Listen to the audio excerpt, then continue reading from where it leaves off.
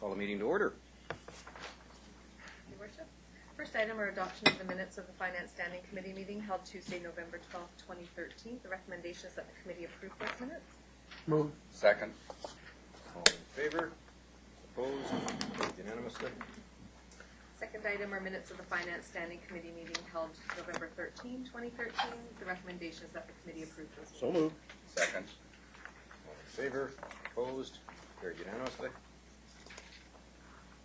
Moving on to reports of staff. Our first report is a report of Manager Financial Services related to the 2015 budget input. The staff recommendation is that Council approve the use of Citizen Budget, an online citizen engagement tool, as a pilot project for public input into the 2015 budget. So moved. Second. Any discussion? Councilor Sikora. Thank you. What's going to be different about this presentation to the public? Are they going to be getting more information than what you give them when we have a public meeting at City Hall on budget? And if they are, what is it going to be? I'm actually going to give you a little bit of a demonstration to show you what this looks like, so you can see it and see for yourself if you think that this might be better. But the hope is that we do something a little bit different. Over the past number of years, we've tried a bunch of different things. We basically get our budget input from 3 different methods. We use the Ipsos Reid study, which I think is a really important source. It's statistically valid. It gets to 400 people every year, and I think that it creates a pattern of information that we can rely on, so we want to keep that. That's a really important source of information for us. The other thing we do is we do the town hall meetings, and the final thing that we do is we do a budget meeting. And unfortunately, over the years, we've been doing the budget meeting for as long as I've been here, which is now over 20 years, and for the most part, we get very, very low turnout, usually under a dozen. Every now and again, twice in the time that I've been here, we've had a special interest group come forward and sort of dominate the meeting, and so we do get their point of view, but it's still not a broad-based piece of information for the city. And so we've been looking for other things, and this was brought to our attention, and I want to give you a little demonstration. But some of the organizations that have used this tool have found that their participation rates have gone up. In one case, in the city of Markham, which is what I'm going to show you, it's gone from 8 participants annually up to now over 200. So if we were to try this in our first year, we might get several hundred. Hopefully, if you use it over a period of time, you might get broader input over, that would grow over time. And so the purpose of this tool is to let citizens go in, see some of the information that we give them at budget meetings, and be able to make their own choices and log their own choices. And the benefit that I see here is that, first off, it educates people. When they make their choices around the budget, they're going to see how their tax pay goes up or down. And so they learn how their choices get reflected in the bill, which I think is important, because we get lots and lots of questions where people say, could I have this bigger service, but yes, I want to pay less. Those things don't really work well together. The other thing that it'll do is it'll allow them to register their vote, and we'll get a sort of a report back that tells us, here's what this group of people said to us. These are the kind of comments that we want, so we'll get better input. The other thing is, by being an online tool, it's going to get to a broader demographic. I think you can actually access this. I've tried it on my smartphone, and so you can do it by your phone. So maybe we're going to get some of those younger people, which is really a struggle to get out information. So the one I'm going to show you is actually the city of Markham. I looked at a bunch of different cities that have started to do this, and the reason that I picked this one is because this one is closer to what I envision ours would probably look like. But we would be connected to here from our website. People would go out to our website, and with a little bit of luck and help from Kathleen, we'll be tweeting out to people who want to do this. And what happens is you come onto the site. This is for the city of Markham. Tells you a little bit about the survey. And then you come down. I'm just going to skip through all the read parts. And this starts by telling you a little bit about how your tax dollars come, because all of our residents pay taxes to us, but not all of it is for our city services. Some of it is the collection for school taxes. Some of it is the collection for Metro Vancouver. And this will give them a breakdown of that. Okay? Then you come down here and it says, okay, enter your assessed property value, and it's going to tell you what your taxes are. So this would all be calibrated to look like our information, which of course we already have. So I'm just going to put in, let's say it's, I don't know, $600,000 or so. Probably be reasonable. And then you come down here, that's $600,000 in the city of Markham, ours would be different. Your property taxes would be $5,198. Of course, ours would be way less than that because it's not nearly as big. Ours would be more in the $3,000 range. And then what it gives you is a breakdown of which of the part of that is for the city. So this would be the part that would equate to the city of Coquitlam. This would show our taxes that you paid. And here is the breakdown of all the different services that you get for your tax dollar. That's what you get when you pay this to the city. And we, of course, have that. That is the makeup of our little house. We always show at our meetings a little house that shows you what the cost of every service that people buy is. So then you come down here, and we get to say, okay, but maybe I want it to be different. And this, of course, would be populated with our information. But let's say I want to have more fire services in the community. So I go, no, I want some more of those. Oh, I just made my taxes go up by $77 by doing that. No, but maybe I actually want to do less. Maybe not quite that much less, maybe more like there. I'm going to save $38 on fire. It's more likely to be here, but and then I go to the next service, and I can say, with that extra $19 that I've paid for fire now, what do I want to have? I want to have a firefighter. I want more people service. I want more prevention service. I don't know what that is. I want more education service. And then you go on to the next service. And so what happens is each participant can go through and log what they think is that right mix of services, and they can register what that means to them. They've got a little space to say. And at the end of the day, it comes down, and it tells you all the way along what your extra services are. So let's say I want more library services. So now I've increased my taxes by $33. And what kind of a tax increase that I'm now looking at. So they cycle through this. They can sort of customize what did they think their ideal taxes would be. Of course, they can't. They're not setting the taxes by doing that, but they're providing this council with information about how they see that right mix of services that you have to decide each year. And so at the end, you come down, you go cycle through all the services. What do you want to put in there? And then there's a place where we can put in some questions that we can tailor. We can talk about which services are important, kind of some of the information that we have on our Ipsos Reid study, but this is a self-selected thing. Not everybody gets to be in our Ipsos Reid survey. So you can self-select, go in here and participate and say, here's what I think is important. And then we can also say, here's how satisfied I am. Okay?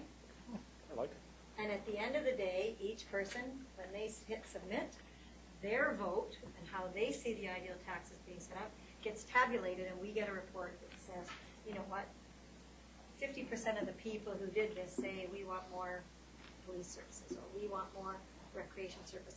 It's just one more tool, but we may be able to get more than a dozen people, and we may be able to get some really meaningful input from them. And it's quite quick and easy to do. Here you go. Good. Okay, so how do you get, are there controls over who gets to, do you have to be a resident of Markham? Or I noticed I tried to sign on and it looked like I could. I think anybody can sign. I think anybody can. Yes. And if the fire department got all their friends and neighbors to significantly increase the importance of firefighting and the importance of budgeting, or the library or whoever, Soccer. is that, there's no way to... There's no way to know that. Everybody has the right to give you their opinion, and if that's their opinion, they can give you their opinion. At the end of the day, it is just one source of input to council. And so, No, I think it's, yeah, seems really user-friendly. And it's okay. very easy to use. It took me about 5 minutes to look through a whole bunch of them and go, we get out of that one. That's the way I like it. I think it's worth a try. Okay, so pretty much everybody. May, Terry, Lou, Chris, Benita. Okay. Well, I am not as in love with Ipsos Reid as Terry is, but it's useful. But I think it's garbage in, garbage out, or good information in, good information out. So it depends on what you get. What I wanted to ask, does Ipsos Reid, do we change neighborhood areas through the years? Like out of the 400, would they do 25 in Millardville, 25 in Coquitlam, 100 here, 100 there, or is it just random? I believe that they do. I believe that they make sure that they get a random selection of each area. They do area and age group. So I know they do age, they but get a representative. So, Try to get a representative. of each area. Okay, that's important to me. So one of the questions, there's two things with Ipsos Read that I'm interested in doing. One, I would like to ask people if they have they seen any visionary or innovative something in some other city that they would like to see here. Is there something that they have seen? I'd like to know. I'd like to hear what people have to say. Or if you could wish for one thing in the city, some question, I don't know how they have to word the questions properly. I'd really like to hear stuff like that. What would you do differently? You know, what would you like to see? Stuff like that. And the other thing I'd like to do, so that's Ipsos Read. The Actually, other thing I'd like, Wouldn't it would be more applicable here, actually, in this program, wouldn't it? well, no, because I want the random. If we're going to do random, I want to hear from, so let me finish and then I'll. Okay, go ahead. Okay, so I'm still talking about Ipsos Read. So I'd like to add a question on about innovation or something brilliant. The other thing I want to know is, have you as E-Team gone through staff, department by department, and asked if there's, at the last meeting I was told that Ipsos Read has other programs that they can add on. Have we ever looked at anything to add on that might be of value to us? Okay, John. Yeah, if I can answer that. Our study is our questionnaire is pretty much about as long as Okay. you can do, but we do from time to time add on questions. So we could add on a question like you suggested. Yeah, okay. We typically don't add more than about 3 additional questions. We want to keep our basic questions the same because we track it from year to year. Yeah. But a couple of years ago, Catherine Mahark had some specific questions she wanted to drill down into concerning parking in the city. Perfect. And so we added like 3 questions about parking onto our survey. That's all I need to know. So we can do something like that. Thank you. And my second question on Ipsos Read is, do they do any kind of a business survey, just businesses? And have we ever done that? I think we know what we're all going to get back from that, but those are just questions, nothing, so. On this, I quite like this, but I had exactly the same question Richard had, is how do you stop people from the soccer people or the tennis people or, you know, other folks wanting to load on. So if there's a way, I'm happy to do it. But there's 3 places I think we're missing. I think if we took our budget out, and I don't know how you do it, you could do it with this program, but I think we could set it up. The people that vote here are Dogwood and Glen Pine. And I don't ever remember going to Dogwood or Glen Pine for an hour in the afternoon, just asking for input specifically on the budget, just specifically there, just going to those 2 places. And the other place I'd be really interested in hearing from, after my grandson tells me all the wonderful things they're doing in another city, is the high schools. All these bright young guys in grade 12 that are coming out and what they would do with the city and how they would change it and things like that. I would like to know if we could somehow do a budget presentation. I mean, we could even put the chamber in. The chamber participated in one thing with us. But instead of asking for 12 people to show up, maybe we could target where we know the voters are, which is Dogwood, Glen Pine. The high schools, maybe not the voter, but certainly with the innovation and the up-and-coming folks that will be taking over our jobs in a few years, and the chamber being our businesses. So I'm wondering if we could somehow do little quickie budget things at those places. And it's just a suggestion. I don't know if anyone else is interested, but that's where I come from on that. Thank you. Do you have any comments on citizen budget? That was about citizen budget. Maybe we could take that to these places or do some kind of another presentation if council didn't like citizen budget. The only thing I have to say about citizen budget is just what you said. How do we stop everybody from Port Moody and the rest of the world from? Can I just respond to a couple of those things? The first thing is all of those questions, any of those questions can be tailored and put in here if we so choose.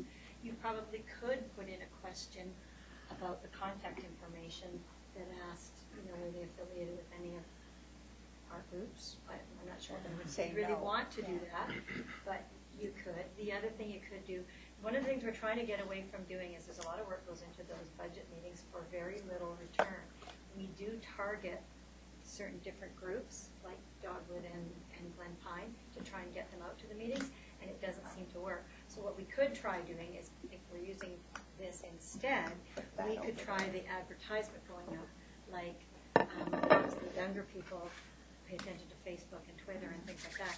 We might be able to get them to log on and do this. And, you know, lots of the seniors do this kind of thing, because I know my dad does. So Yeah. So what we could do is to do that, rather than go and give them a separate budget meeting, we could give them some advertisement that was directed right at them to get them to help. Right?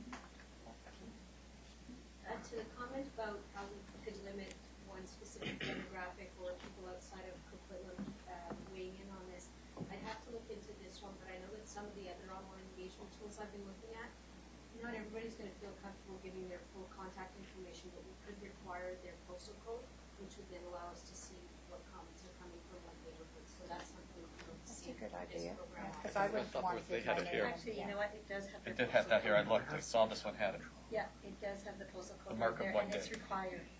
Yeah. So So that's probably There you how go. they ensure that it's not. A resident that knows the local postal code. Exactly. They're used to using Yeah. it. Okay, that's good. Terry? Yes, thank you. On that issue of identifying participants here,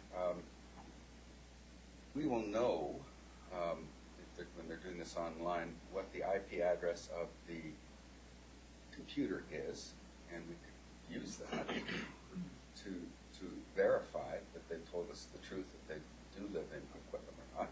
There could be a random IP address check. Do you know what I'm talking about here?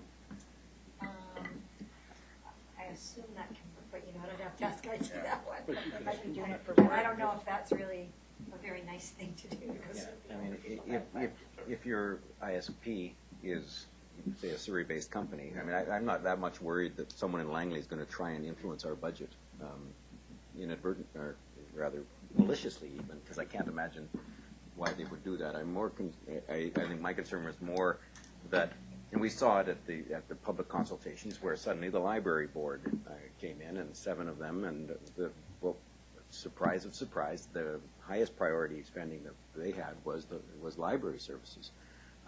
We did a one with Deepak where we actually, you could see these 7 responses all made by the same IP address at 2 in the morning, and they all related to the highest. Their biggest concern was a school in Anmore. See, so that is one of the things that we would discover if we could have in the first hour 6 responses from 6 different postal codes apparently. Then we might look and say, well, they're actually all from the same IP address. So I think a random look at IP addresses would probably help. Before I get into some general comments, I just wanted to give elaboration on some ideas that May raised as well. I think perhaps, and this was inspired by, I think it was TransLink or somebody, had an online survey last year of some sort, and they actually had a public meeting where it was just a guided.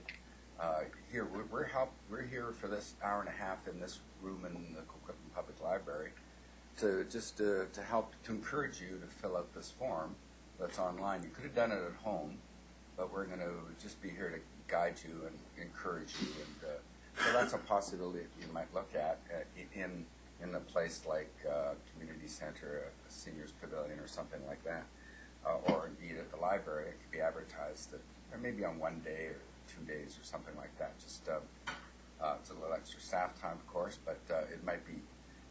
You wouldn't need a big presentation or anything like that. That would just be your setup.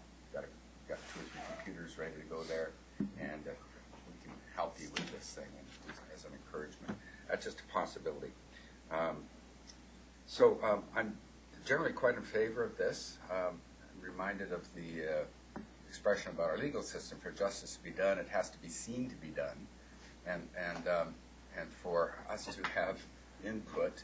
I think this is a way for us to show the public that we are interested in getting their input, and that so we're demonstrating in a very clear way that we're seeking their input. But of course, it has to be taken with a grain of salt, and it has to be put in the context of our own personal interactions, the Ipsos Reid. But when I was a TV news assignment editor, we used to send out cameras on some of the big stories and ask our reporters and cameramen to do a streeter. And we knew that these streeters were, you see these all, the person in the street interview, well, what do you think of this latest thing? And you have 4 or 5 people, and it's absolutely not scientifically valid, absolutely, you take it with a truckload of salt.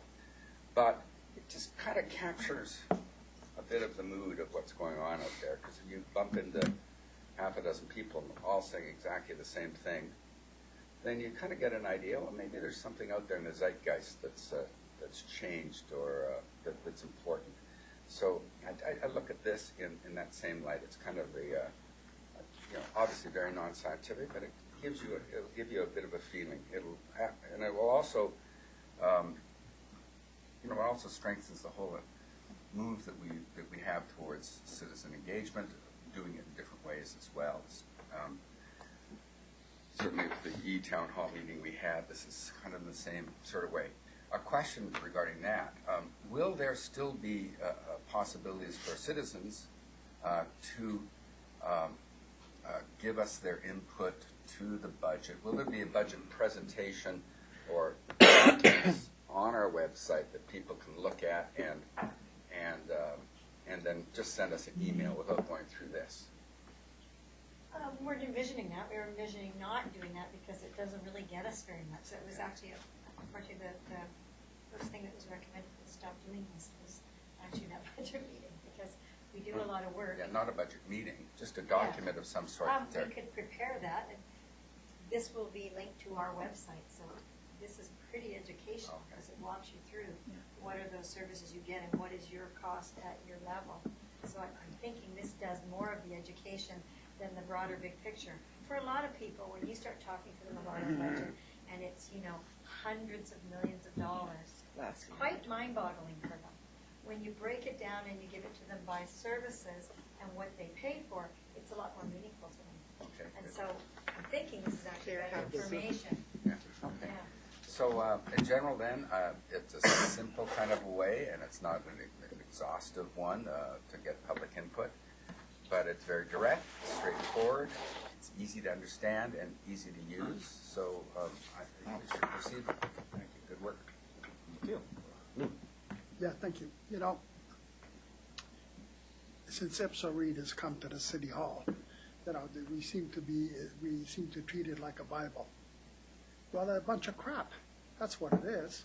No different than, I'll tell you something. Number one, it says 40% are happy. 56% are somewhat happy. What does that somewhat mean, really? We have not dealt with it. What does somewhat mean? Yeah, it's like saying if. If is a small word with a big meaning, okay? And then you've got this business of, we have 3% that's going to be presented to the council members. That's a budget to start with. Oh, but you want policemen? Oh, well, that's got to be on top of that. Oh, you want firemen? You got to be kidding. You got to add on. You got to keep adding on. This is exactly what's wrong with this budget. You're going to be presenting to the budget to the people that they say, well, I want more pay. Oh, well, you have to pay more money. Who's to say that you have to pay more money? Maybe you That's dig in. exactly what I it know, says, I know. Councillor Segura. It But shows you you know what? exactly how much more you have to pay. You may go into the City Hall and say, maybe we have too many people in this department. Maybe we have too many people in this department. Maybe this department should not even exist. Think about it. There's different ways of doing things. Okay. And how much surplus was there at the end of the year in each department? We don't know. We set the budget. We don't know. Okay. Is that surplus going to be enough for policemen, more firemen? Could be. But we don't know. We won't know till March or April. Which department has what surplus, or what department did they dip into because they were short in their own department? And it's a crazy thing to say, but I got a feeling that might be happening. You're talking about Glen Pine. May mention Glen Pine. Well, go to Glen Pine. half the people that belong to Glen Pine live in the area, in the place I live in, hear the horror stories. The fact is, it's way too small. There's no parking, and I phoned the city hall, remember? Talking about parking. They got a program on a Thursday night that's 3 hours. We have parking for 2 hours, and then they get tickets. I mean, how good is that? You know what I mean? So I mean, you know, you want to talk to the Glen Pine people. You know what I mean? You know, and the town hall meetings. We don't have town hall meetings. We pretend to have town hall meetings. Town hall meetings are run by the mayor, run like a public hearing. Nothing more, nothing less. It's run like a public hearing. Town hall meetings used to be to where the mayor opened the floor, and then if you want to ask a question to this council member, you ask a question to him directly, and he answers. But the mayor answers everybody every question. See, and I think that is wrong. That's run like a bloody public hearing. So it's not a town hall meeting by far. Town hall meetings are not run that way for a public hearing. So, you know, and you know, when you're talking about budgets, you know, to somehow say you're going to present to the taxpayers, here's the budget. What would you like us to cut to give you more policemen, more firemen? You know, I mean, you have to, we have to charge you more taxes because we want a couple more policemen, a couple more firemen. So wrong, so bad. You know what? If you're going to present to the public, it's a whitewash job again, like I've never ever seen before. Go to zero-based budgeting again and see what happens. And then you can have all the policemen, all the firemen you want, and everything else still have a surplus. You tell the public, or even the council members, is there how much surplus are you putting in a budget on a yearly basis? I still don't know. Do you have any comments about this, the item, though? Yeah, that's what I'm making comments about, is the fact that what's going to be presented to the taxpayers, I think is wrong. I mean, you know, it's going to be a whitewash job. Have you ever seen before? And then you want them to comment. What are they going to comment on when they don't have the full picture? And that's all. I really don't, you know what, I don't want to get into it any further. Good. Chris? Do you think rather than a postal code, if we're really concerned, could they put in their folio number or their account number from their property tax And they bill? could, that might be harder for them to do, like who knows their folio number, but everybody knows their postal code number. Yeah. But we could certainly look into that. You know, we will be customizing all of this to match us. We just didn't want to do any of that work in advance of knowing if we were comfortable moving forward. So we do have a lot of work to do to make this happen. So we can look at that, but. What's your folio number? Well, no, I would look at that. But if you're not at home. People, they can do it on their smartphone. Oh, yeah, no, for sure. Right away for sure, when they yeah. get that Twitter message, they can just go and do it. I mean, I think it's awesome, right? And I know the province did this a number of years ago, and at the time I thought it was very a great idea. So I'm totally in support of it. I also was concerned about it being manipulated, but somebody else has mentioned that. To promote it, when people pay their, how do we ever get people's email addresses? And at some point, can we use those email addresses to send information out to promote something like this? We have to be very careful. Yeah, I know that. We do, for people who have signed up for My Coquitlam, you probably read about that in the paper recently, but Coquitlam's just done that, we did it a year or two ago. We get their address when they do that, when they sign up for My Coquitlam. But we have to be very careful what we use those addresses for and the email addresses because there are privacy laws. So we could look into that because this is tax-based. Maybe we could send out a message. But we'd have to check into that. But you know what? Wherever we have people's information, we can put it on their tax notice that they get so that if they got it electronically, they get it electronically. We can put, you know, every time when they get a utility bill or a tax notice, they get a little brochure from us that gives them an update about what's going on in the city, and it talks to them about how to pay. And we could say right on there, this is new, go in and tell us what your thoughts are. Sure. So that's one of the ways we get to every home. And the other thought I had about trying to get more participation is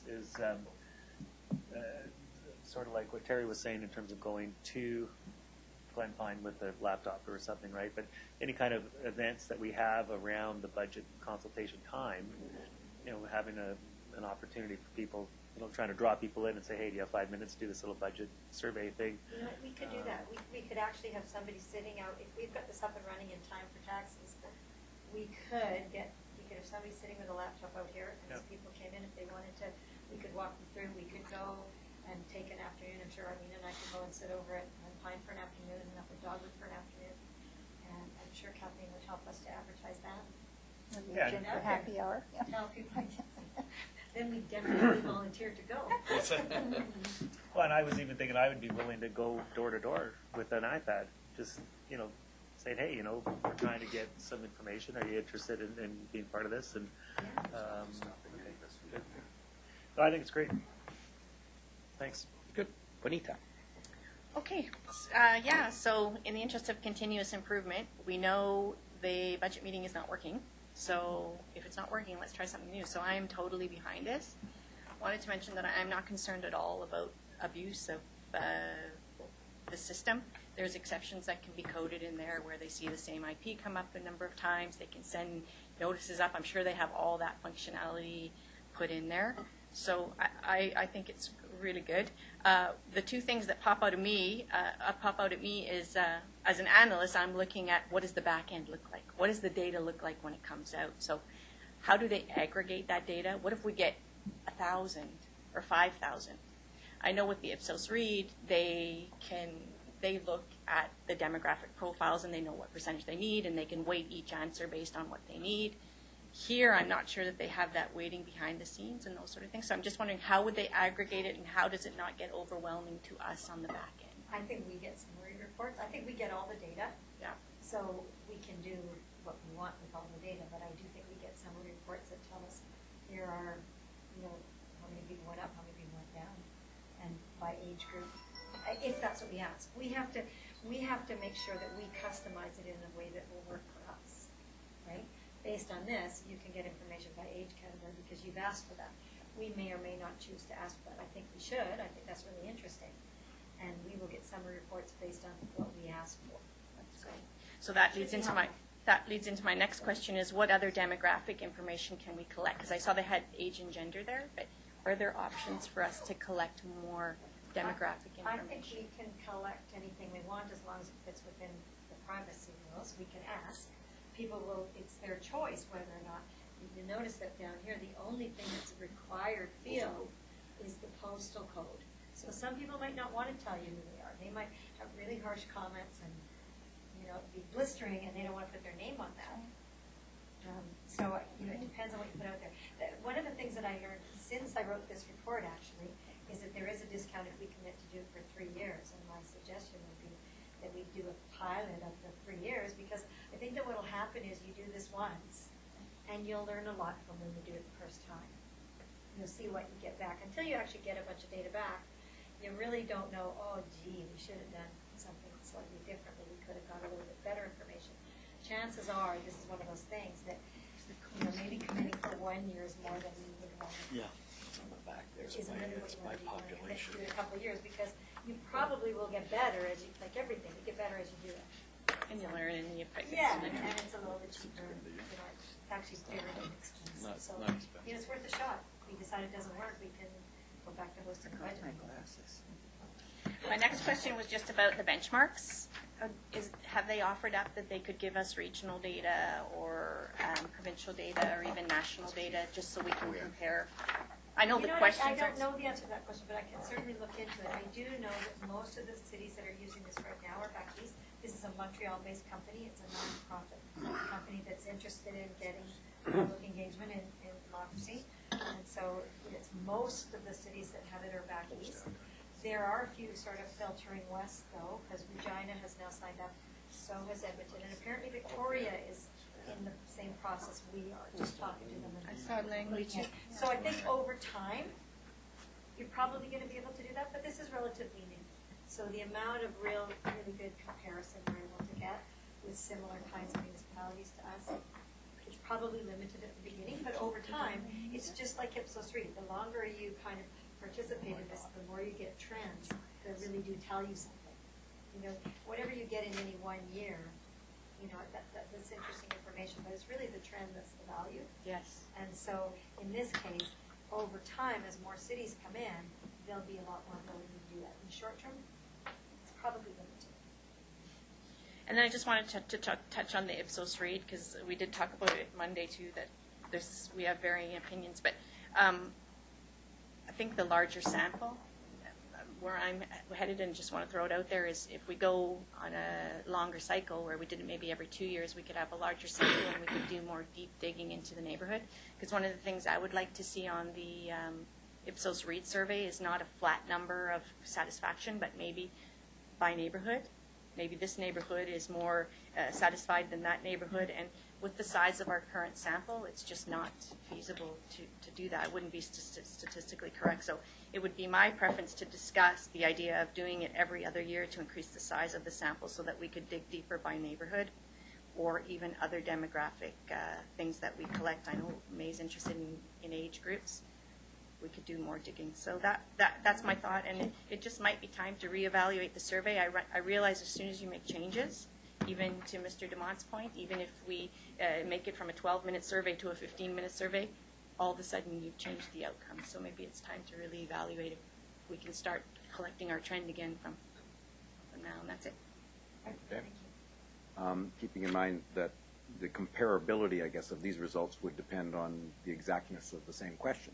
And we're asking different questions than they asked in Markham than they asked in Toronto, whereas with Ipsos Reid, we're asking exactly from almost all of those questions, or standardized questions that every municipality has, and there's an agreement that in aggregate form anyway, we can compare ourselves to the aggregate of all the other communities, but not so much to the individual communities, because they're the ones who have control over those communities.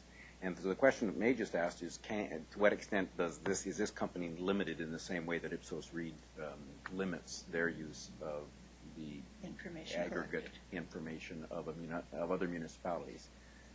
They commit to us that our information won't be shared Yeah, in the same way. Yeah. in the same way. So we're assume- protected from a privacy point of view. I assume they did. I wasn't sure.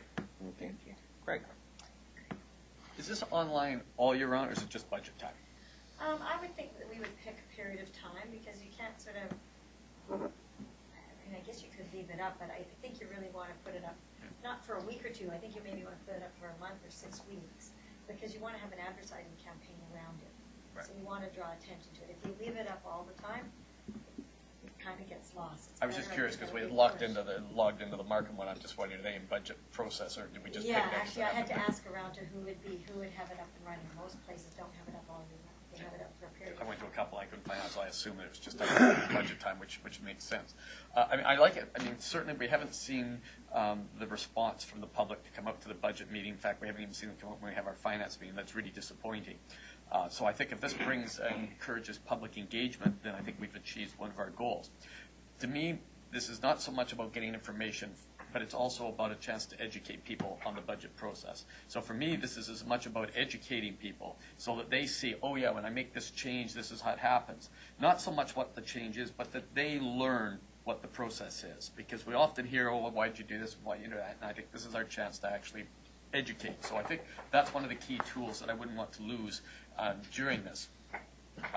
The survey, I think, like any survey, it's not the data you get, but how the data is compiled and how it's analyzed and what we learn from the data.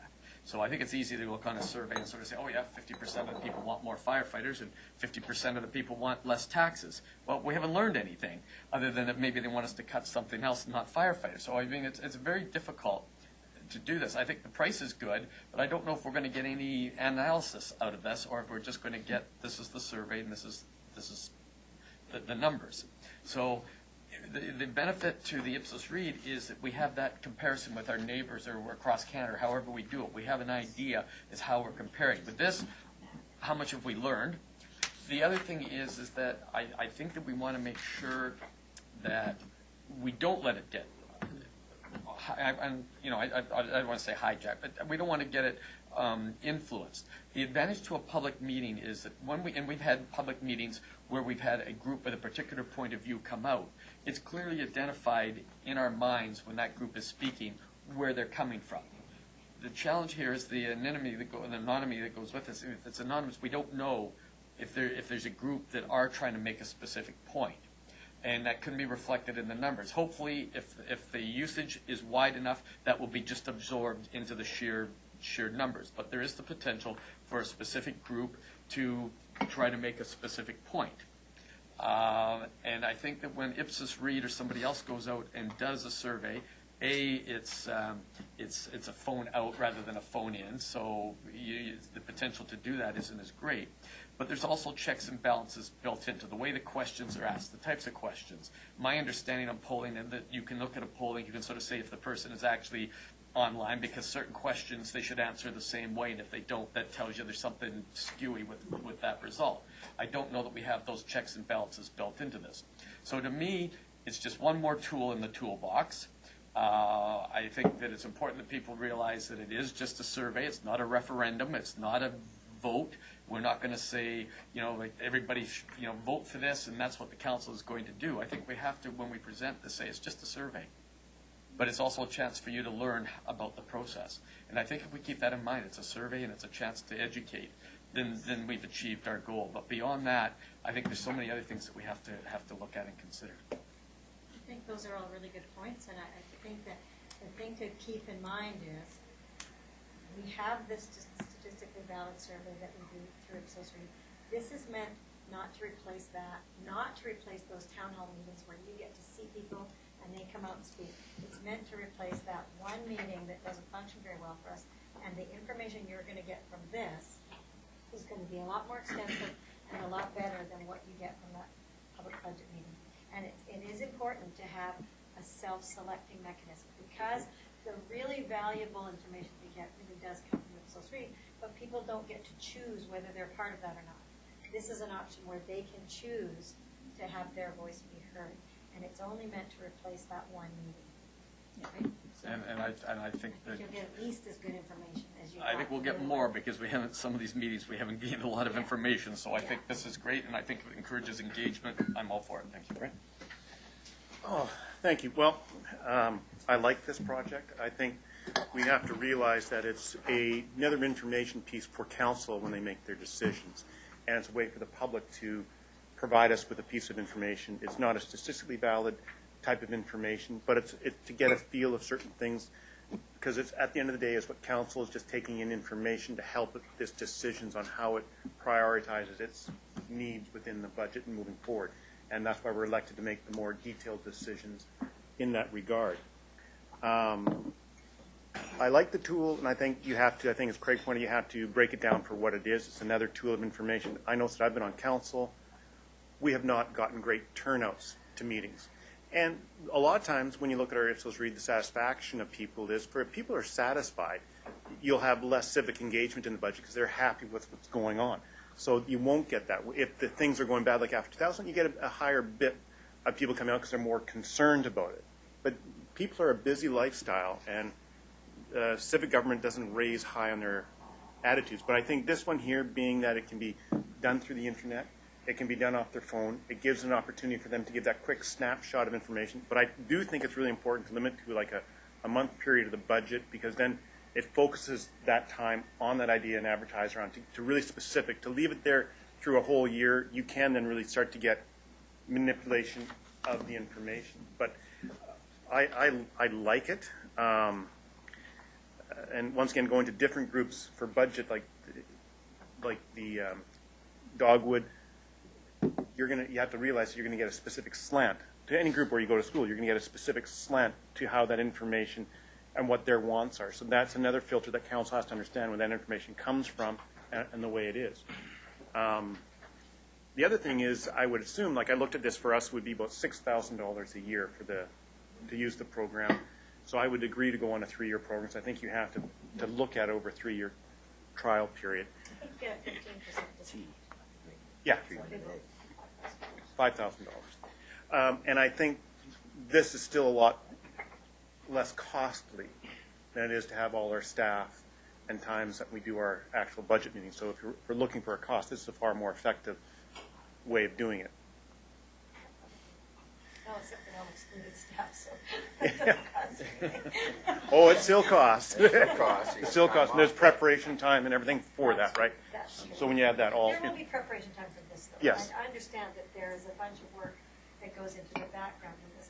Lots of it, because we do prepare for those public budget meetings anyway, and we do have that breakdown of information, we have that. But it'll be in the initial year. The next couple of Yep, years, it'll be it'll be templated. easier. It'll be easier. Yep. The other thing, going back to Ipsos Reid, I like the Ipsos Reid year to year because if you go down 2 years and there's a change in there, you don't know what happened in those 2 years that caused the change. Going year to year, you can sort of see why the changes happened. Secondly, just for information from the councillor, the Ipsos Reid is based on a larger sample study in the third year of the study, that they do a greater and larger sampling survey in their proposal. So the first 2 years around 400, the last year I think is around 700 or so. So they do dig deeper, go down deeper in the third year of the survey. So that is part of the contract we have with, Ipsos Reid. 600, okay. We've done 800 in the past as 8, well. yeah. Yeah. So that third year, so the first 2 years and the third year is a lot bigger deep into the information. And it's broken down by age groups. They try to break it down by genders. They break it down by percentage of the areas. And it's another piece of information, but it's the only piece of information that has statistic validity to us as council. That is, but it's another piece of information. And as councillors, we get information from a variety of sources when we get into the budget. So I just think this is just another excellent tool to provide council with some information when you get into making your decisions on the budget. There you go. Neil. Thanks. So the question before us, I think, can be dealt with really quite quickly. Citizen budget, it's relatively inexpensive. It appears to have the possibility of adding considerable value, broadening the input that we get. And I certainly think we ought to give it a shot, and we should give it a decent time period so that we really get to see how well it works. We seem to be in the mood to talk about Ipsos Reid all week, even when it isn't on the agenda. It's in the report. And I like Benita's take on it, which is getting more value out of it. I think we all value, well, not quite all of us, value Ipsos Reid. We think it's useful, does a lot for us. Benita's point that if we had a broader sample, we could go a little deeper, we could get a little better analysis across the city. I appreciate the economy of a suggestion that we go to every 2 years so that we can enlarge the sample. But what costs you nothing has no value.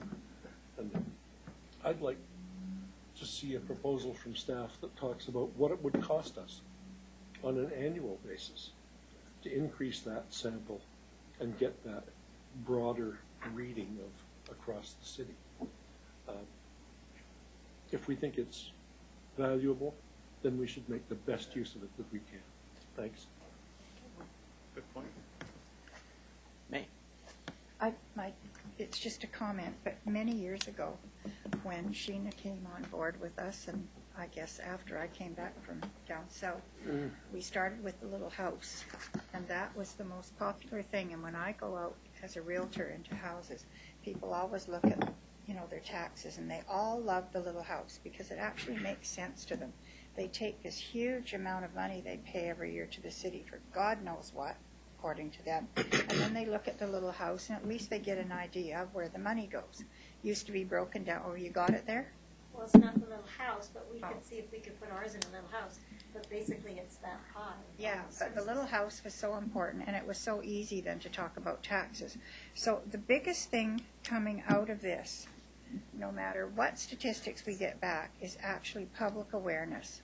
Public awareness of every time we vote for more police or less fire or more parks or less this or more of these, this is how it balances out. And for them to be able to take their own little tax bill and to adjust it, I think the awareness and the public education that comes out of that is more than worth the $5,000 a year.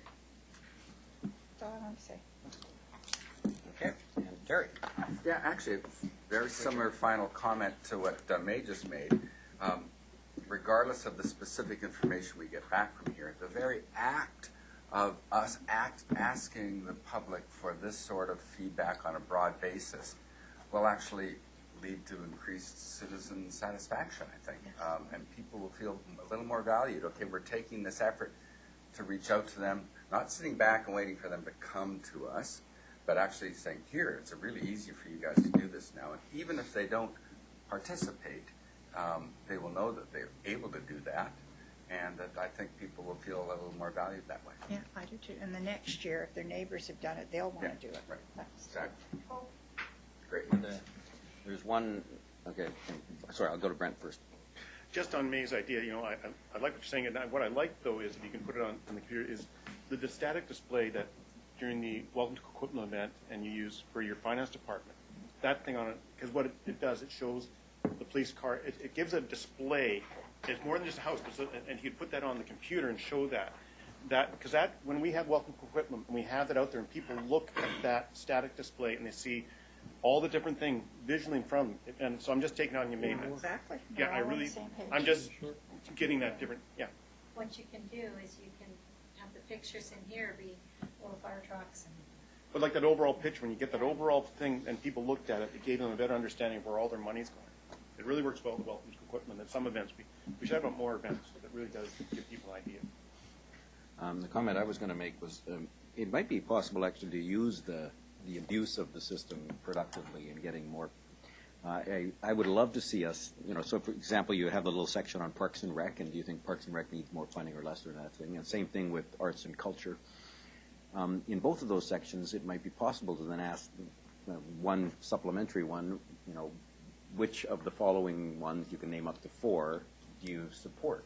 Like soccer, baseball, swimming, and go all the way down the line. Outdoor there. pools. And you could almost get groups doing more of the promotion of it to try to get more engagement. So let's face it, tennis would fill it out, and they'd make sure that everybody in tennis would fill it out and say tennis. So we'd have the 35 responses from tennis. We would actually be able to pull them out of there as being the distortion, depending on what question we asked, and cross-tab based on all those that didn't respond tennis. And I think we did that. We've done it with other surveys where you actually the abuse is coming. Make sure they answer with one question that tells you where they're actually coming from, and then you'll end up with arts and culture. Is it visual arts, performing arts? What is it? And you can. I think we'll also end up with more submissions, more people trying to engage. You'll have one. Fun. And put Miss Chris was Piggy on always it, of interested course. in his wrestling career, getting more submissions. That? Said you were always interested in your wrestling career and getting more submissions.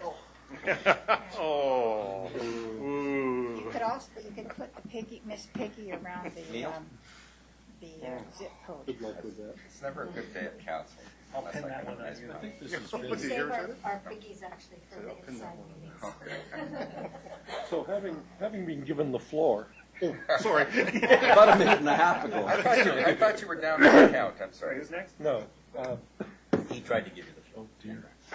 I could take you to the floor. I'm not sure how many of the different categories you can apply it to, but asking people how much more you want to spend in a particular category.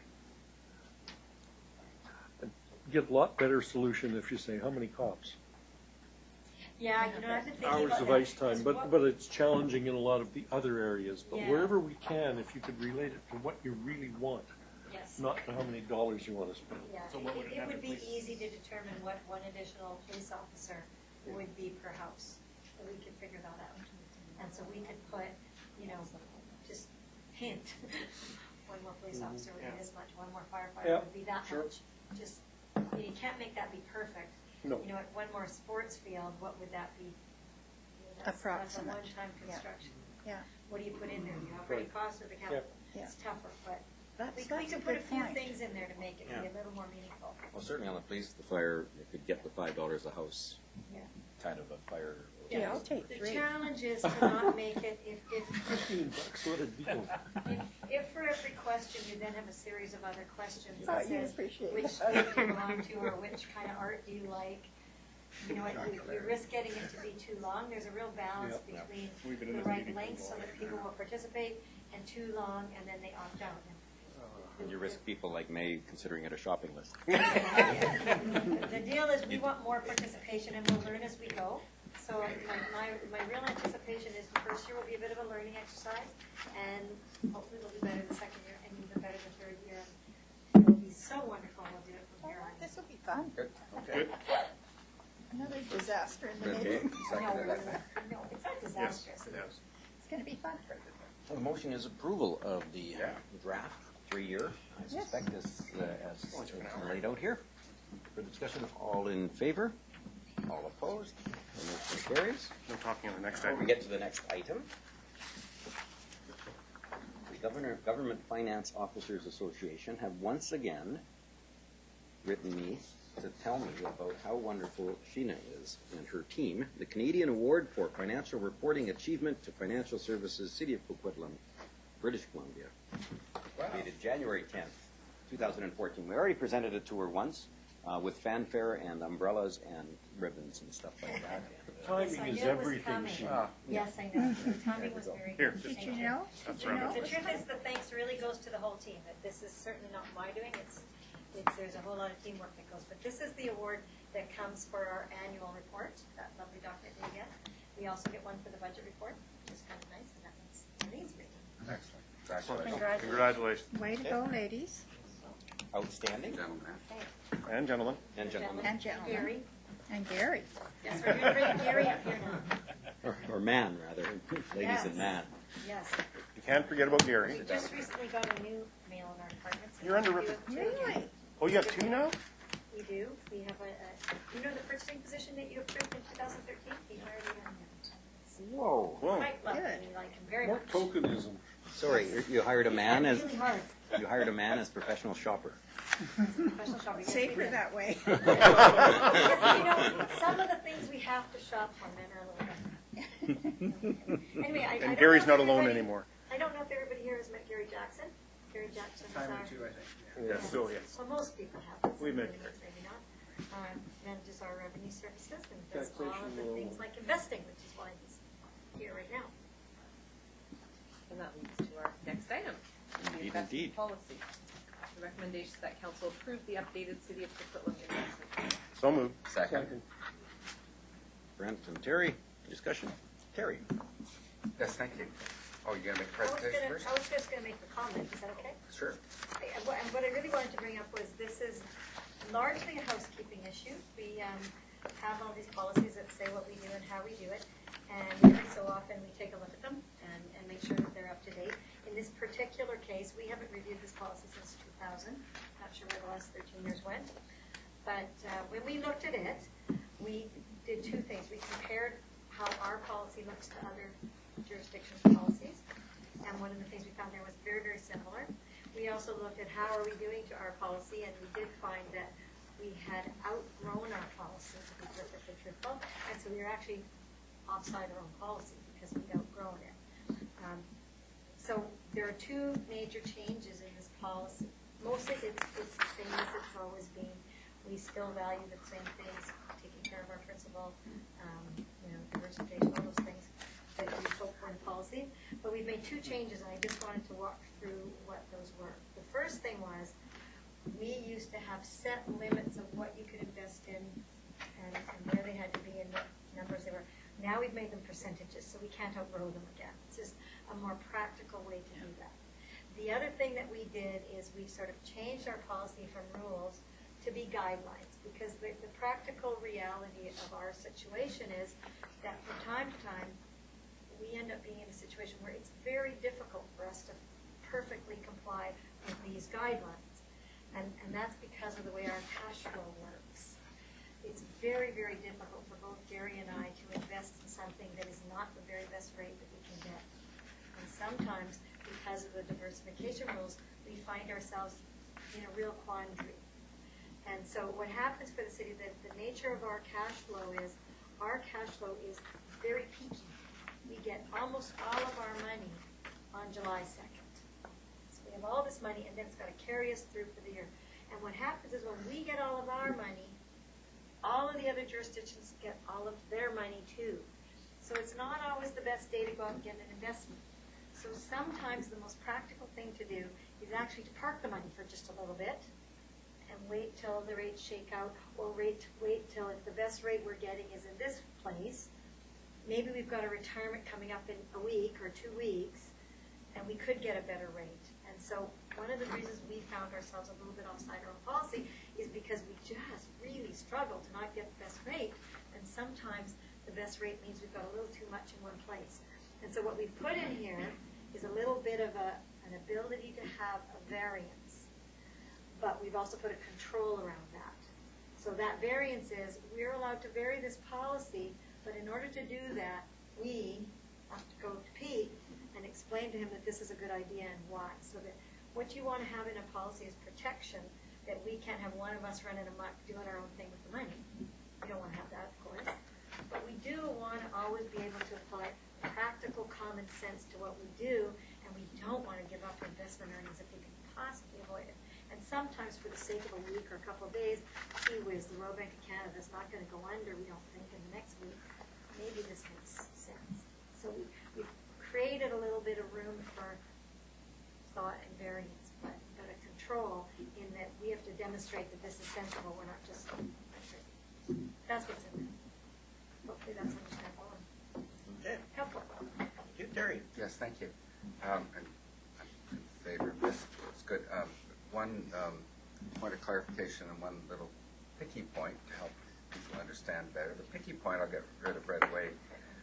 In a specific, I think, legal document or something, let's just back up. Ever since society generally adopted rules, grammatical rules, where we don't like using the pronoun him or his to describe a general person or something like that, people would say his or her, his/her. Now people are saying their, even if it's a single person involved. So on page 2, the second bullet, third line, you got delegation to the financial officer, comma, their delegate. And that one, their delegate, who's they? Which they? But in the actual document, page section 5.2, you've got himself, herself, much more specific. I think Fix that, Sheena. I think you should. Just so you know, we're really good about the number things. Yeah. Okay. I know. Okay. So just for clarification. Quite the most important. No, it's just a picky thing. Okay. Just but be specific like that. The there is very loosely interpreted. It can it can be confusing sometimes, and I try to avoid it. And I think good, clear communicators should try to avoid it. Okay. On this issue, so on that point, on the bullet, page 2, it talks specifically about the financial officer, his or her delegate, which I take would be Gary most often, Yes. and the city manager. But in the document itself, the policy, there's no, I can't see a specification here where it says city manager. You've specified the city man. It's 6.3. 6.3, okay. That's Because I looked under 6.3. delegation of authority. 6.3 investment Oh, guidelines. Where's it? it's in the guidelines. The little The bottom situation part. agreed to between the delegate and the city manager there. So Yeah. there, okay, it's not in the, It's part of the guidelines. Like, okay, I was looking through 5.3, the delegation of authority, and it's not there. So, but you described it in the report as a delegation of authority to the city manager as well as your delegate, but it's not in the delegation of authority section 5.3. That's why I couldn't see it there. before we finalize this, we could move that. Yeah, I think, That's a good point. okay.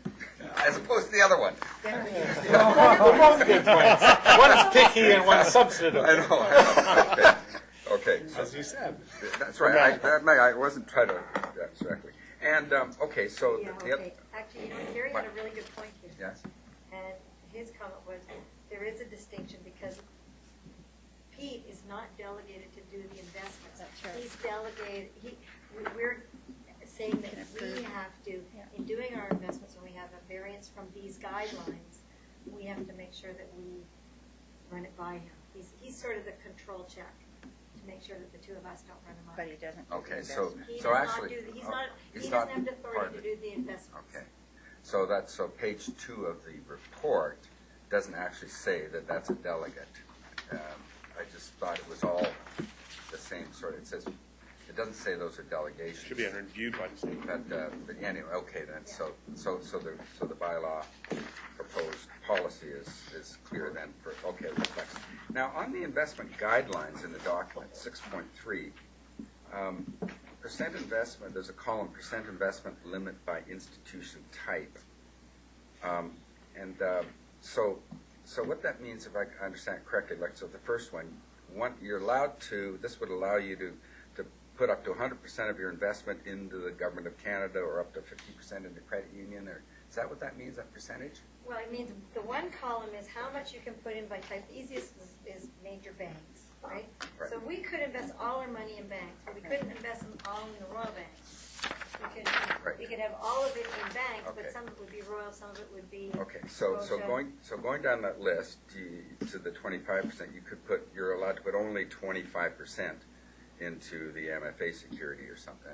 But why is there no percentage limit on bond fund or pool investment fund? With no limit means no limit. Well, there's only, because there's only. Because there is only one of those. There's only one of them, so that's 50%. Yeah. So it's just the MFA. So So there is only one, By an individual institution, you can, okay. right? So Oh, I that see. is a type, it's the only one. Column 4 was in one of many. Yeah. Column 3 Right. is Okay. Yeah. in all of That that. specific one. Yeah. So you're allowed to put 50% of investment limit by, so that's a 50, so Yeah. that's 50%. For the middle column, it's 50%. Realistically, we never would, we'd never go So the that middle high. column would be 50% as well. Yeah, I guess it should. Yeah. Yeah. So I don't know. Yeah, probably should. Yeah, okay. So I read this closely. I know, Read that's too good. closely, probably. Indeed. Should have Good, watched the thanks. game. Maybe the two close. No, but this was Isn't yesterday. Thank you. Isn't her appreciated? Or their due. Yeah, he and I. So I was in the same place that Terry started. And I think I'm now, the language of the report and the language of the policy are a little bit different. And what was bothering me was that on page 2 of the report, it says variances provided they are reviewed and understood by 3 people. Well, there's a difference between Pete understanding it and Pete approving it. I believe the policy says he has to approve it, and that's the way I think it needs to be. Okay, thanks. That's it. Thank you very much. Good report. The one thing I'd like to ask, how much money we have in a long-term investment, roughly? Just the top of your head. Well, right now, in total investments, we have around 300 million on average. It goes up and down. Yeah. Right now, in terms of what you would consider long-term, we have virtually none, because for the last couple of years, the indications are that rates are going to go up. And it's been thought they're going to go up for at least 2 years, but they will eventually go up. And it's a risk to go into things like long-term bonds on rising rates, because it means you're going to lose money if rates go up. Yeah. So we've stayed purposely short so that we'll be in a position when the rates do go up to take advantage of that change. If we were locked into 10-year or 15 to 20-year rates, we'd end up losing money doing that. And The premium right now is really small. I'm delighted that we have no risky investments. There's nothing risky. Because I remember back in the 80s when I became the mayor. In fact, and I think you were there, Dan, maybe. I know what you're talking about, it's before my Yeah, time. that Quebec $10 million Yeah. little patch there. And the manager came to me and said that you got a $10 million investment in Quebec and it's coming due. If you pull it now, you will lose $25,000 or something. But if you leave it there for another 2 or 3 months, you'll gain about $50,000. And I said, pull it today. We pulled it. A week later, the thing went tits up. It's gone. Long gone. You know, just went broke. So a lot of municipalities lost a lot of money. So we saved 10 million. Those days in the city, $10 million was one hell of a lot of money. Because I remember those days we had to borrow $1 million to get us by until the taxes start coming in July the 1st. Remember that? Yes, that's true, and you know what, isn't it great we don't have to do that Okay, anymore?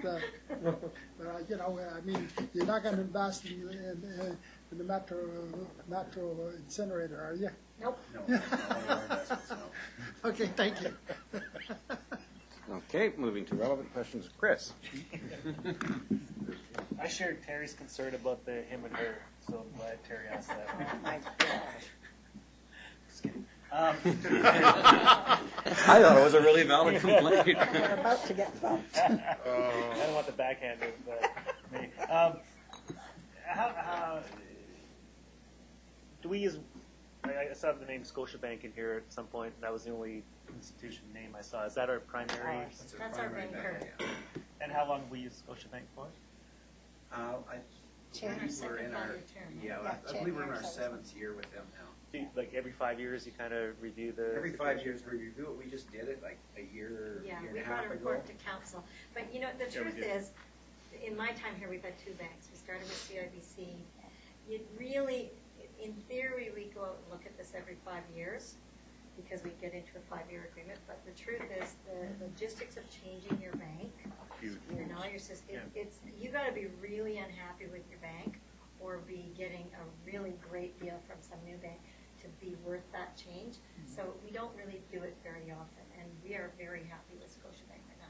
As a matter of fact, one of the reasons we got a little offside our own policy is because they have great rates for us in their short-term 95. And so we found ourselves going, well, you know what, we should park it here and wait till something else happens before we make a change. And we can end up with a little too much money in one institution. That's why we made the numbers quite broad. So we don't have to repeat At the too many last times. review, which we just did, even though we didn't really want to change, we were actually successful in negotiating a better deal with them than we had previously. And we weren't unhappy at all, Right. but they were interested in keeping our business, and so we were able to actually improve our position with them. That's great. The only reason I ask is because, and you probably. Yeah, I just want to make sure everyone understands, the media have all left, but this is still a publicly broadcast meeting. I'm not saying anything about that, I'm just saying it's a publicly broadcast meeting in case anyone forgot. As a rookie, I don't know what the hell you're talking about. That's There's a okay. camera up there, and I know everybody's that. watching you. I know, but I don't understand that. Some you don't want to say in public. So would a credit union, have you ever explored the credit union that would invest back in the community and that sort of thing, or? We deal with credit unions in terms of our investments. At the time we went out for tender the first 5 years before credit unions weren't really interested. Credit unions have over the last 2 or 3 years now become a lot more active, and they've become a lot more interested in getting municipal business. And we have met with them. We are investing them now, and that's part of this new policy is to allow us to invest with them in a bigger way because their rates are very competitive. And they do definitely show an interest in the community. In fact, I just had I won't mention the credit union, but the other day I just had a meeting with the regional vice president, and we talked about what they could perhaps do for our community and in order to foster their relation with us. And I explained to them that we wouldn't be putting out our banking business for another few years, but they are interested in making inroads and getting to know us and participating in our community. So there's definitely an interest there. Great, thanks. Okay, anybody else? Thank you very much. The, is it on the floor? Is it on the floor? Okay, so approval of our investment policy. All in favor? You were okay. Opposed? Carried unanimously.